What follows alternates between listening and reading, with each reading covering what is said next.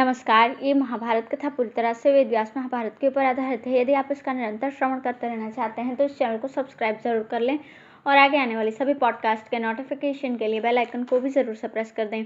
अब हम सुनेंगे कौरवों का भयभीत होकर भागना, पिता की मृत्यु सुनकर अश्वत्थामा का कोप और उसके द्वारा नारायणास्त्र का प्रयोग। संजय कहते हैं, महाराज, आचार्य द्रोण के मारे जाने के बाद कौरवों को बड़ा शोक हुआ। उनकी आंखों से आंसू बह चले, लड़ने का सारा उत्साह जाता रहा। वे आर्त स्वर से विलाप करते हुए आपके पुत्रों को घेर कर बैठ गए। दुर्योधन से अब वहां खड़ा नहीं रहा गया। वो भाग कर अन्यत्र चला गया। आपके सैनिक भूख प्यास से विकल थे। वे ऐसे उदास दिखाई देते थे मानो लू की लपट में झुलस गए हों। द्रोण की मृत्यु से सब पर भय छा गया था, इसलिए सब भाग गए। गांधार राज शकुनी, सुतपुत्र कर्ण, मद्रराज शल्य, आचार्य कृप और कृतवर्मा भी अपनी अपनी सेना के साथ भाग चले। दुशासन भी आचार्य की मृत्यु सुनकर घबरा गया था, अतः वो भी हाथियों की सेना लेकर भाग निकला। बचे हुए संसप्तकों को साथ लेकर सुशर्मा भी पलायन कर गया। कोई हाथी पर चढ़कर भागा, कोई रथ पर, कुछ लोग घोड़ों को रणभूमि में ही छोड़कर भाग खड़े हुए। कोई पिता से जल्दी भागने को कहते थे, कोई भाइयों से, कोई मामा और मित्रों को उत्तेजित करते हुए भाग रहे थे। इस प्रकार जब आपकी सेना भयभीत एवं असक्त होकर भागी जा रही थी, उस समय अश्वत्थामा ने दुर्योधन के पास जाकर पूछा, भारत, तुम्हारी ये सेना त्रस्त होकर भाग क्यों रही है? तुम इसे रोकने का प्रयत्न क्यों नहीं करते? पहले की भांति तुम्हारा मन आज स्वस्थ नहीं दिखाई देता। कर्ण, आज यदि यहाँ नहीं ठहर पाते और दिन भी भयानक युद्ध हुए हैं, पर सेना की ऐसी दशा कभी नहीं हुई। बताओ तो किस महारथी की मृत्यु हुई है जिससे तुम्हारी सेना इस अवस्था को पहुंच गई?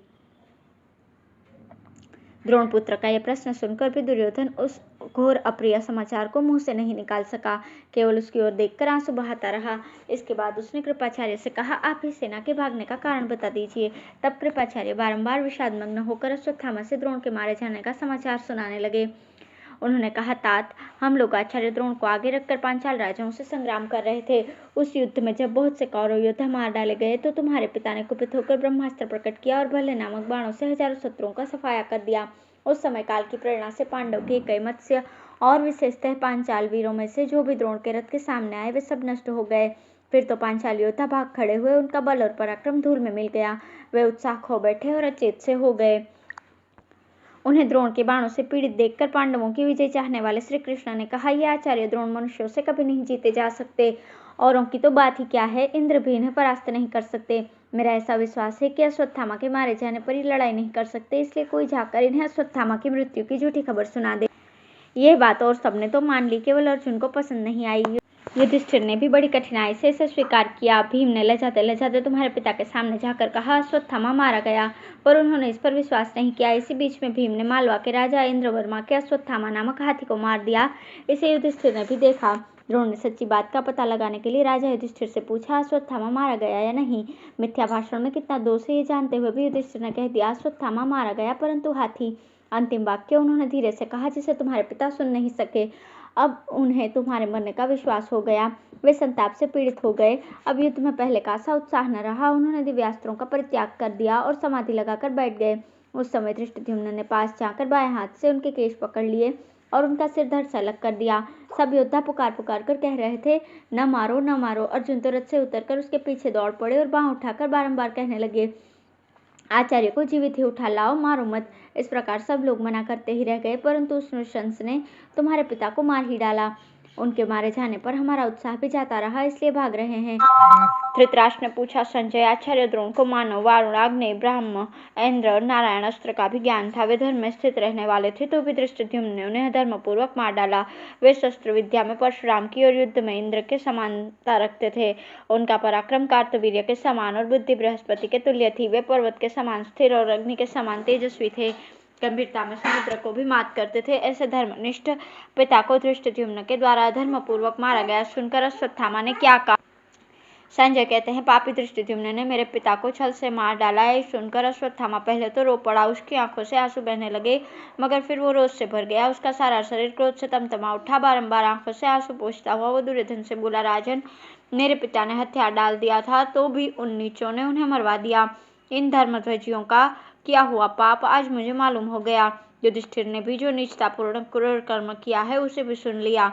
मेरे पिता रण में मृत्यु को प्राप्त होकर अवश्य ही वीरों के लोक में गए हैं, अतः उनके लिए मुझे शोक नहीं है, किंतु धर्म में प्रवृत्त रहने पर भी जो उनके केश पकड़े गए, सब सैनिकों के सामने उनका अपमान किया गया। यही मेरे मर्मस्थानों को छेद डालता है। मुझ जैसे पुत्र के जीवित रहते भी उन्हें ये दिन देखना पड़ा। दुरात्मा धृष्टद्युम्न ने मेरा अपमान करके जो ये महान पाप किया है, उसका भयंकर परिणाम उसे जल्दी ही भोगना पड़ेगा। युधिष्ठिर भी कितना झूठा है। उसने बहुत बड़ा अन्याय करके छल से मेरे पिता का हथियार डलवा दिया है। अतः आज भी पृथ्वी उस धर्मराज कहलाने वाले का रक्तपान करेगी। आज मैं अपने सत्य तथा इष्टापूर्त कर्मों की शपथ खाकर कहता हूँ कि संपूर्ण पांचालों का संहार किए बिना मैं कदापि जीवित नहीं रहूंगा। हर तरह के उपायों से पांचालों के नाश का प्रयत्न करूंगा। कोमल या कठोर कर्म करके भी पापी धृष्टद्युम्न का नाश कर दूंगा। पांचालों का सर्वनाश किए बिना मैं शांति नहीं पा सकूंगा। संसार के लोग पुत्र की चाह इसीलिए करते हैं कि वो इहलोक तथा परलोक में इस महान भय से पिता की रक्षा करेगा, परंतु मैं जीवित ही हूँ और मेरे पिता की पुत्रहीन सी दुर्दशा हुई है। धिक्कार है मेरे दिव्य अस्त्रों को, धिक्कार है मेरी इन भुजाओं और पराक्रम को, जो कि मेरे जैसे पुत्र को पाकर भी मेरे पिता के केश खींचे गए। अब मैं ऐसा काम करूंगा जिससे परलोकवासी पिता के ऋण से उऋण हो जाऊंगा। श्रेष्ठ पुरुष को अपनी प्रशंसा कभी नहीं करनी चाहिए, तथापि अपने पिता का वध मुझसे सहा नहीं जाता, इसलिए अपना पौरुष कहकर सुनाता हूँ। आज श्री कृष्ण और पांडव मेरा पराक्रम देखें। उनकी संपूर्ण सेना को मिट्टी में मिलाकर प्रलय का दृश्य उपस्थित कर दूंगा। रथ में बैठकर संग्राम भूमि में पहुंचने पर आज मुझे देवता, गंधर्व, असुर, नाग और राक्षस भी नहीं जीत सकते। संसार में मुझसे अर्जुन से बढ़कर दूसरा कोई अस्त्रवेत्ता नहीं है। मैं एक ऐसा अस्त्र जानता हूँ जिसे न कृष्ण जानते हैं, न अर्जुन, भीम, युधिष्ठिर, नकुल, सहदेव, धृष्टद्युम्न, शिखंडी तथा सात्यकी को भी इसका ज्ञान नहीं है। पूर्व काल की बात है। मेरे पिता ने भगवान नारायण को नमस्कार करके उनकी विधिवत पूजा की थी। भगवान ने उनका पूजन स्वीकार किया और वर मांगने को कहा।